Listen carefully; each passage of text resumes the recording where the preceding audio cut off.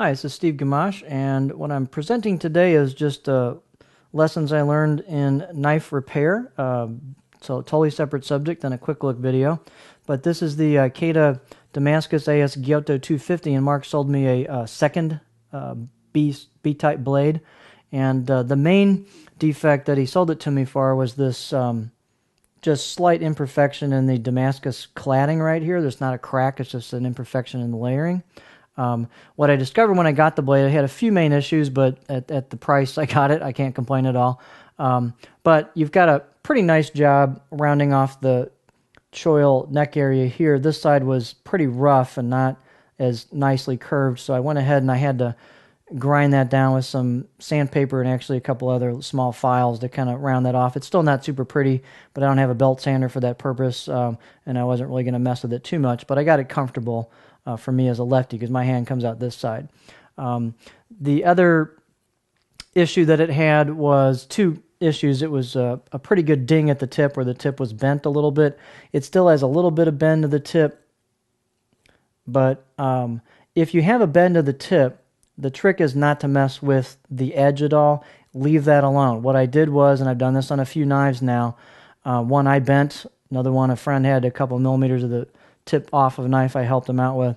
But what you do is grind down the spine and work your way towards the tip, however much you need to take off to eliminate the section that isn't working for you or is bent or broken.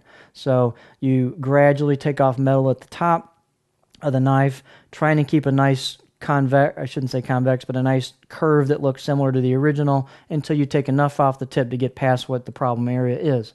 And on this one, I left a little bit of that bent tip because I just wanted to see how it would work and if it worked okay going through ingredients, and I'm going to keep it that way, and eventually as I sharpen the knife, I'll work past that.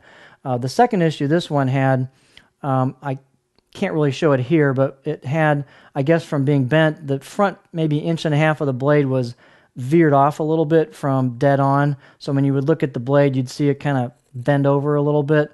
So the way I fixed that was from reading on one of the forum entries, I believe Mark mentioned it, if you heat the blade up in hot water, you can make it slightly more pliable to take a set maybe a little bit better. He said it's one of the tricks I think Mr. Ikeda uses. So I took some boiling water, put it in a cup, and then dipped the front part of the knife into it, let it get hot for, I don't know, 10, 15 seconds, and then put it on the counter with the towel over it because it was really hot, and just did a little bit at a time, took a look, a little bit at a time, took a look, until it took a set the way I wanted it. I did not overbend it. You'd take it a little bit at a time, and I had to kind of learn how far to press to make it move, and it moved a little bit, and then I pressed a little bit more, and it moved a little more. I did it a little at a time because I didn't want to take it too far and bend the knife in the wrong direction or deform it in any other way. So a little bit at a time, a little bit of pressure, learning how far I had to go with it, taking a look, heating it back up, taking another look, and eventually I got it. So I think it's pretty darn straight on there. It's not 100% perfect, but it's pretty close.